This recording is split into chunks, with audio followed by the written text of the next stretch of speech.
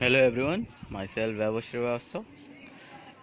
First of all, I would like to welcome all the students who are selecting commerce as a subject, commerce as a stream, and economics is your one of the subject, and I am your economics teacher. Now you have to study two books, microeconomics and statistics. So in microeconomics today we have to start. Let's go. This is your cover page of introductory microeconomics of NCERT book, class 11th. Uh, First of all, we have to clear about what is economics. Economics is the study of efficient use of scarce resources for producing goods and services and distributing them among people. Resources are scarce and human wants are unlimited. Need appropriate choice of or allocate resources properly. In single term, we can say that economics is the study in which we can learn how to, with the limited resources, scarce resources, we have to give maximum output, optimum level of output. So this is numbers of economy, say economics as a science, as a art, as well as art, just because of economics have the both the nature as a art subject and science subject. Numbers of practical theories here, so just because of this is science, and numbers of behavior we have to study here, so this is art. Okay, now let's go next. This is the economy.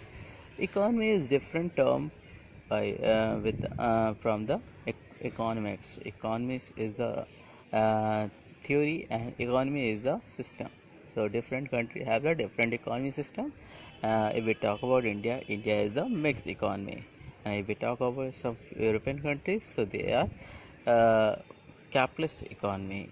And according to our economic system, we have to concentrate for both social as well as capital.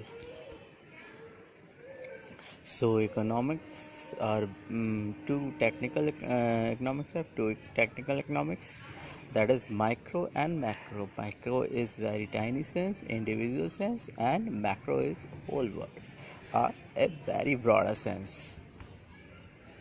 So first we have to clear the difference between the microeconomics and macroeconomics. Microeconomics study individual income, analyze demand and supply of labor.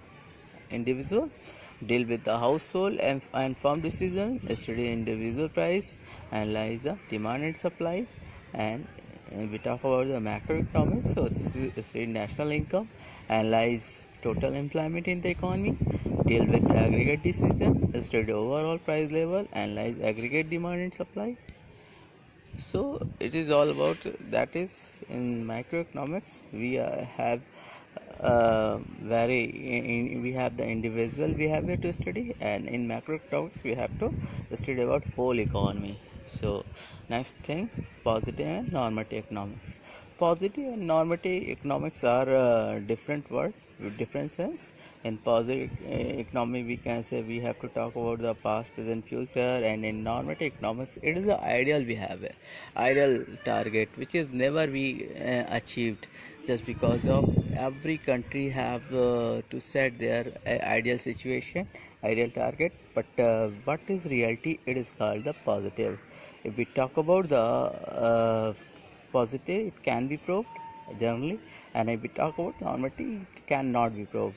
Just example, just suppose there are numbers of countries set their employment level 100%, set their employment target 100%, but I don't think there is any country where the employment ratio is 100%, just because of there are numbers of people who never want to work any job, any employment.